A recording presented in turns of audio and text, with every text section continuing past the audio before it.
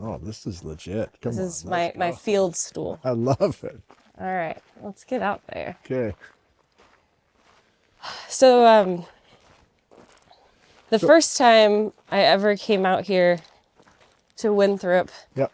I was dispatched on a wildfire assignment Okay.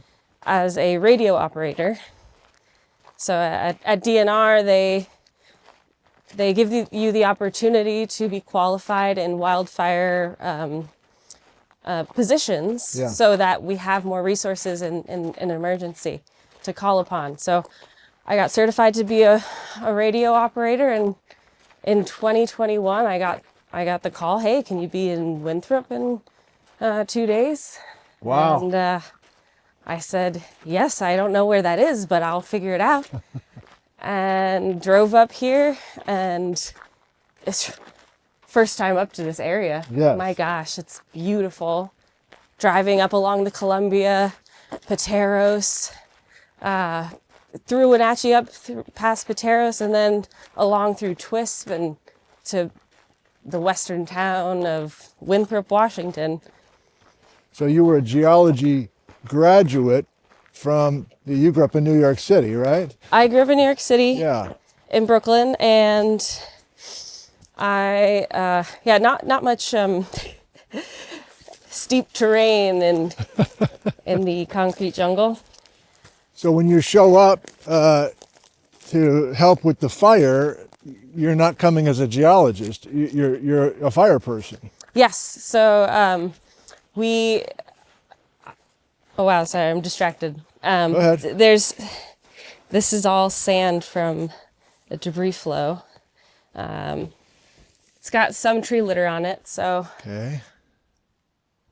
it's been some time. There's vegetation growing out of it, but all of this is freshly mobilized on this fan and deposited here. But yeah, so as a radio operator, you are handling, you're sitting at a radio and this radio is actually, it's like a phone. So they set us up in the middle school, like health classroom. I remember there were being like textbooks around that I browsed while I was bored. But you're by the radio 16 hours a day, monitoring traffic. If anyone needs anything, you're sending those orders out. They need hose line on the fire. They need medical, so you're tracking ambulances. And it's really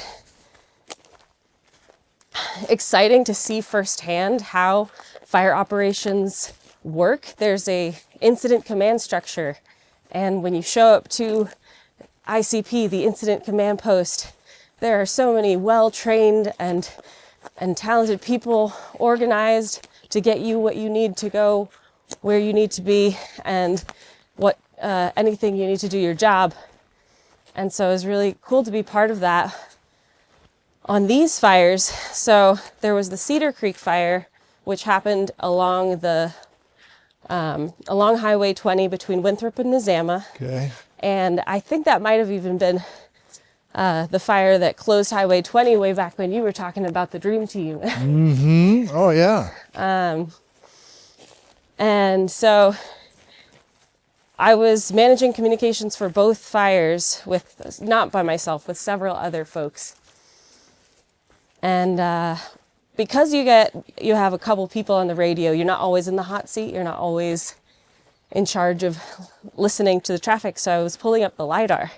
Okay. And Dan Coe even made a graphic a few years back of the Methow Valley fans, because they're huge. Huh. These big, broad alluvial fans built from water, moving sediment, either slowly over time, picking different directions that it wants to go, or catastrophically through debris flows, taking big boulders and trees and just slamming them down on the fan. And then when you go to them in person, you see by these houses, big, beautiful boulders that have been maybe even rolled around to make nice landscaping rock. You've got people having rock walls around their property. They didn't truck them in. They used what was available to them. And that stuff it came down at one point in time, and there's still rocks up in the steep areas that can come back down again. So we know that debris flows occur in Washington. We know that it is a hazard that exists. And alluvial fans happen to be incredible places to build on and to live on and to grow on. You have great soils on alluvial fans. You have sort of flat-ish, gently sloping topography that gives you a nice view of the river valley. Yeah. And so they're so enticing for development, but and I think they are really great places to be, but you want to understand that they can be built by flooding and debris flows. And so, yeah. yeah. All right, so we're walking up the surface of an alluvial fan. We're probably not heading up to the true slot canyon that all this water's coming from. But from my point of view, Emilie, I would just go as a geologist, well, yeah, pretty interesting fan. Looks like there was a fire here pretty recently, and not think much more. Yes, so some of these boulders have been here a while. They've got moss and lichen growing on them. Yeah. But some of them are new. These Right. are all so clean and imbricated. They're all pushed up on each other. That Yeah. happens by force of water and the will of these processes. And so all of this, like, there's a bit of duff and tree litter, Right. some needles on top. But when we came out here in 2022, this was all fresh. And we were notified by the Forest Service road crews that manage this area and manage this land. This is all Forest Service land. Okay. And we rely heavily on our network of people who live and work out in these places to Yeah. tell us when things happen, so that we can come out and respond to them. And by respond to them, I mean we're doing the research here. We want to understand how rainfall triggers debris flows in Washington, because the modeling that exists that's really helpful was designed based on data in California and the Intermountain West. And so we're now applying a model that was built in another place to Washington and trying to figure out how it fares. And that's part of why we are out here today and for several years after the fire, while there's an elevated risk, because it takes time for revegetation and for the landscape to recover from the fire. Yeah. I mean, this is impressive already. Are we headed to a specific spot on this fan that you have an instrument? We do have a motion activated camera at the apex. Oh. And so cameras are an exciting piece of our equipment suite. Yeah. That tackle the big question mark of timing, because if you want to get the rainfall triggering threshold for a debris flow, these are predominantly rainfall triggered events, debris flows. Rainfall months and years after the fresh fire scar. You need to know the rainfall intensity. How hard was it raining? How intense was that rainfall? And what was the time right before that happened to get that? Okay, we're gonna do a little river crossing You're here. the boss.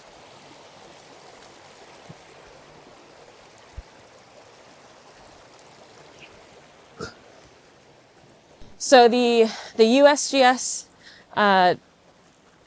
has a debris flow model that they use. It's a Staley et al.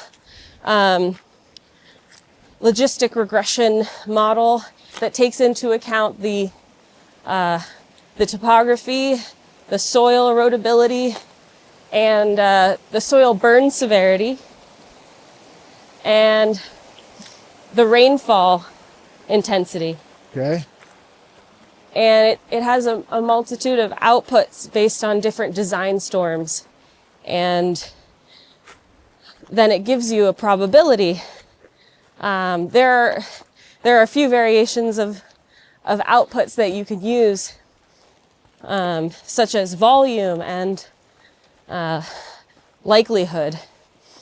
And there's a combined hazard model that we will use to inform landowners of the risk of that basin, the likelihood of that one producing a debris flow, an event after a fire.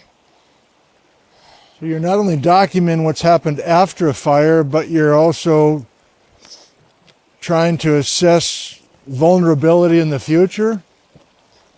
Yeah, we want to understand for how many years after a fire is there an elevated risk of debris flows? I see. Before it returns to its baseline risk I of debris see. flows.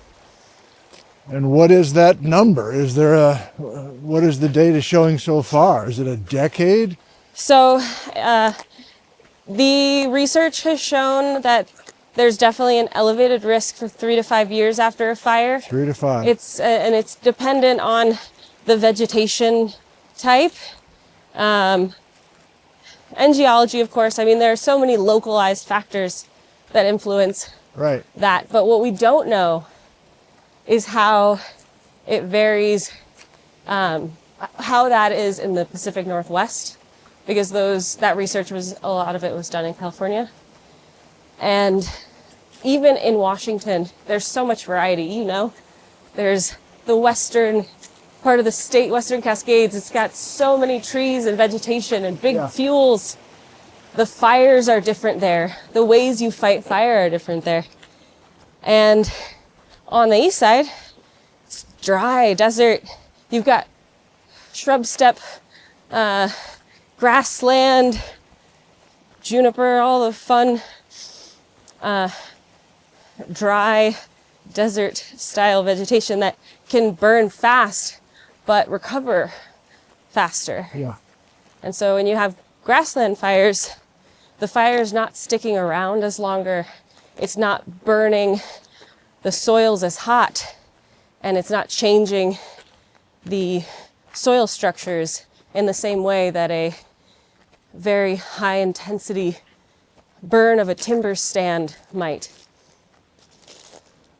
Because when you get big fuels burning hot for longer periods of time, it changes the soil structure and can create a layer of hydrophobicity. So the water doesn't infiltrate as easily as it once did.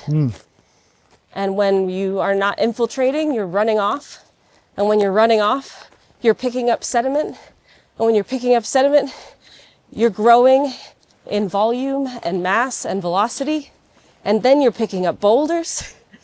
And a lot of the destructive force of a debris flow is embedded in what it's packing.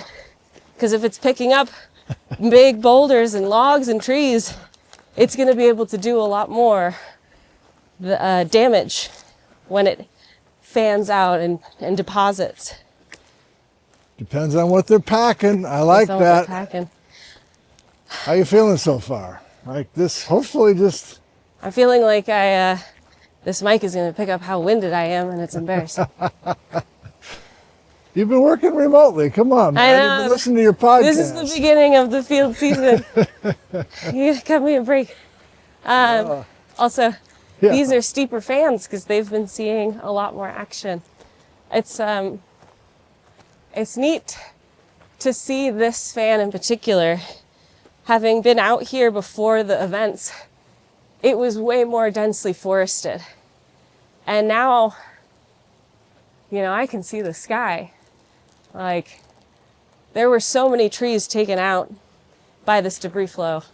And So you were not only camped out at the middle school health classroom, yeah. working the radios, you were also up in this valley during the fire? So we do.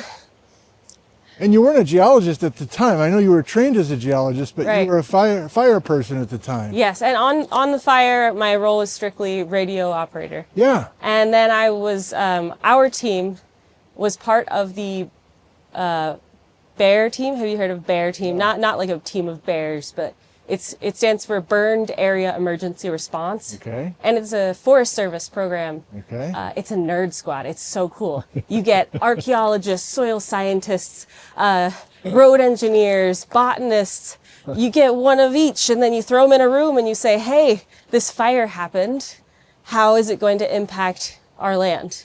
What's changed, and what do we need to do about that change? And so the Forest Service assembles these bear teams. They go out and do their assessments. They get the soil burn severity data. Yeah. All the other nerds go out and do what they do, and they report back. We've been invited to a few of them. Oh, you're a nerd. Is that what you're saying? I'm a nerd. Okay. Self-proclaimed. Yes. And we get to work with these bear teams to figure out not just what the impacts are on Forest Service land, but the downstream private land. Okay. Because the Forest Service focuses on their areas, and then as a state agency, we serve the people of Washington, and those private lands, we want to make sure that people know their hazard and their risk. So getting to go out with them is really awesome. Okay, couple things. So Yeah. to finish the narrative, you're in the area, you're up here during this fire. Mm-hmm. What was the year again? I'm sorry. 2021. 2021. And you had no idea 4 years later you'd be back here as a geologist studying the aftermath of the fire. Is that? No, at the time I had no idea. I mean, I assumed we would be studying that fire. Yeah. I didn't assume it was me. Right. And, touched the mic, whoops.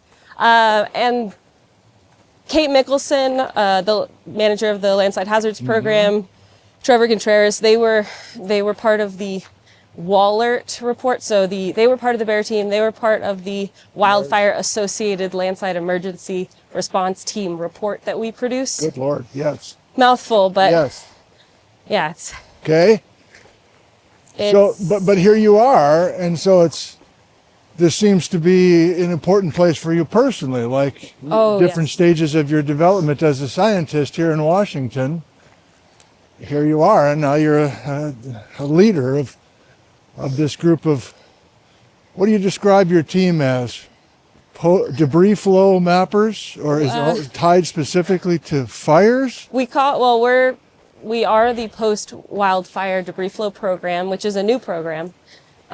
We colloquially call ourselves like the fan club, because we're mapping alluvial fans. That's to identify where flooding and debris flow hazards exist. With fan mail, the whole thing. Okay. Yeah, we'll take fan mail. No, Rachel wouldn't like that.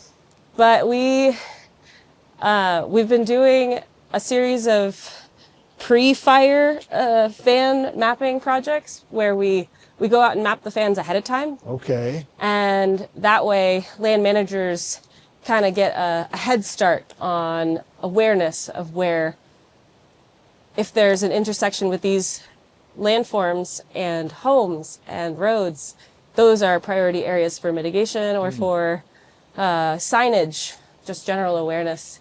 Also, during the fire, those are access routes for firefighting personnel. There have been instances where engines go out to fight the fire, they're doing their thing, and in comes a rainstorm, causes a debris flow, washes out the road, and they've been camped out there until, because that's the road in and out. So knowing where these hazards exist helps for fire planning, helps for post-fire recovery planning. It's really important. And we rely heavily, it's not so much post-fire, it's also during fire, because we are all trained to be on an active incident. We're what they call red carded. I just did my work capacity test on Tuesday. You carry like 30 pounds around a track for like 2 miles, and you're not allowed to run. You got to walk it, just so they make sure that you can haul, can I curse on this? Of course you haul can. ass when if there's an emergency, you need to get out of there. So we're trained in the incident command structure so that we can be out here while the fire is still burning. And we rely on the firefighting personnel to sometimes escort us to these areas. Wow. So that we can do so we can check out the fans, look at the debris flow potential. the soil burn severity. And the interactions that we've had with the firefighters have been amazing. And I just adore them. And I think the work they do is incredible. And to be able to serve them during a fire, and then the communities after the fire, Yes. and then the researchers who Yes. are doing, the smarter people that are making, that are taking all this data and making things happen with it that protect people, answering the big questions. That's where I feel like I've landed in the sweetest little spot. So Leroy Creek, it's a big steep basin, and we're here at the apex. Yes. And so the purple is one event. The orange is a different one. One of them was rainfall triggered in July of 2022, and the other one was snow melt or rain on snow triggered and was in 2023. And I think it was the purple. Oh, here we have. Yeah. Purple is 2023 and orange is 2022. And I have a sort of arm wavy hypothesis that I would love a student to investigate. Just purely based on anecdotal being out here walking around. The snowmelt triggered debris flows seem to have more stuff. They just seem to have more volume. And I can't back that up with evidence yet. But I feel like it has something to do with the fact that the ground is saturated, and maybe we're getting more shallow landslide triggered events up in the basin and less of the overland flow runoff generated debris flows you get during a storm after a fire. Yes. And so different processes causing the same flow, but maybe the flows look a little different based on what Yeah. triggered them. All right. Well, let me try to say out loud what I think I'm learning so far this morning. I think I'm hearing that, and this is new for me, that you have a high intensity fire in an area, and for the next 5 years, that landscape that's been burned so thoroughly is at an exceptionally high risk, a higher than normal risk of major amounts of slurries of stuff coming over those surfaces, especially if you're downstream of a slot canyon. That's right. And I'm making up a narrative now. Hasn't we always known that? Or what are the things that need to be documented that we haven't known from the last 100 years of science in these landscapes? Well, there's a lot we don't know. Give me a couple of examples of how the work your team and other teams in the West are doing with these burned landscapes that are mysteries that seem pretty important to solve. Well, I think we've known that debris flows happen. They especially happen after fires. We don't know when they happen. We can't tell you when a debris flow is going to happen. Okay. But we're trying to understand that rainfall intensity that Right, we'd the be able to rainfall. send out alerts for. Right. And so Okay. if we can constrain those triggering thresholds, then we can tell the National Weather Service is working on this, or was working on this. A lot of people that we work with on this are not there right now anymore. And that's sad and frustrating. But they have alerts that they'll send out when for burn scars, when they see forecasted rainfall intensity that exceeds modeled thresholds. Okay.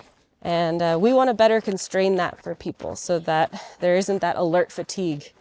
We want people to Right. have a better idea of when to leave the area. This one's big. How's the sun? Perfect. Do you want a copy of it?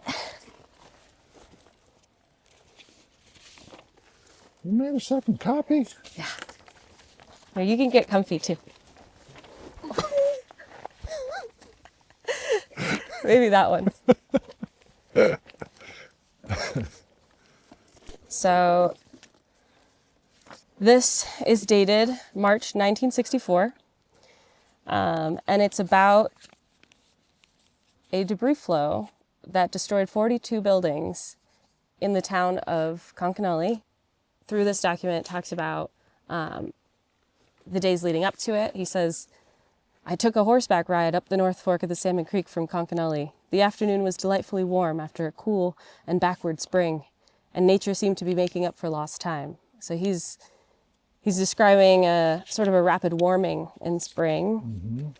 And I've highlighted my favorite bits, but the whole thing is gold. It's just very compelling. So he says, it rained that night, and if my memory serves me rightly. At any rate, the next day was warm, and the creek became, in a manner, threatening.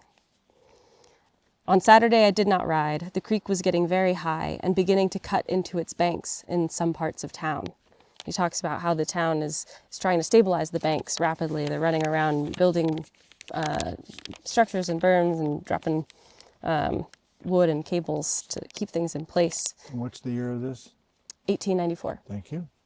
Following the warm weather of the last few days, a terrific rain and electric storm came on toward midnight. It must have rained hard, but the thunder and lightning were the worst I ever saw in almost in any country. Flash after flash of vivid lightning was followed by an almost incessant roar of thunder. So we have a big thunderstorm the night before.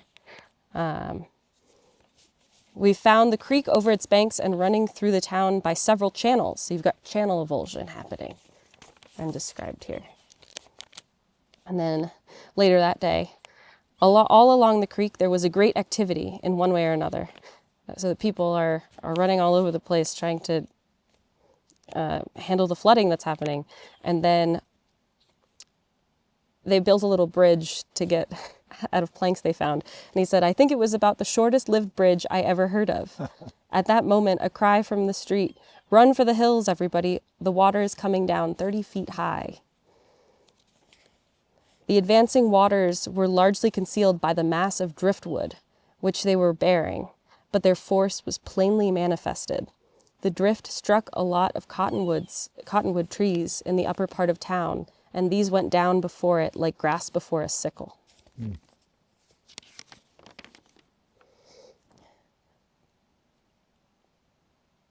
By this time, the drift had reached the upper part of town and was playing havoc with the buildings. Talks about how the different buildings were pushed. A number of small houses at the upper part of town were lifted up by the flood and carried along a short distance before they collapsed and went down. On either side of the valley were groups of spectators, and the torrent between was filled with floating logs, branches, roofs, scattered house timbers, and every imaginable debris. There are just so many good bites in here of describing what he saw. To see a number of buildings so suddenly endowed with motion, toppling, drifting, collapsing, sinking down to the surface level and floating away as mere wreckage, caused a very peculiar sensation. It seemed as though the everlasting hills were sporting about. No other sight that I have ever witnessed could compare with it. And I've talked to landowners and I've heard them describe the sound of a debris flow, and one woman in the Walker Creek area said it was like a freight train. It was the worst sound you ever heard. And that's a scary thing when you live there and you don't want to move, but now you've become aware of the fact that you might be in danger. And it can be a scary thing, but I think what's scarier is not knowing and having the information to set up alerts on your phone. So you're like, okay, we're going to go out of town. It looks like there's a thunderstorm coming in. And knowing that you shouldn't, just having the information, I think is incredibly comforting. Because we exist in a world where this is a phenomenon, a naturally occurring phenomenon that happens, and to coexist with it We just have to know where to get out of the way and let nature do its thing. And then we can be comfortable in it.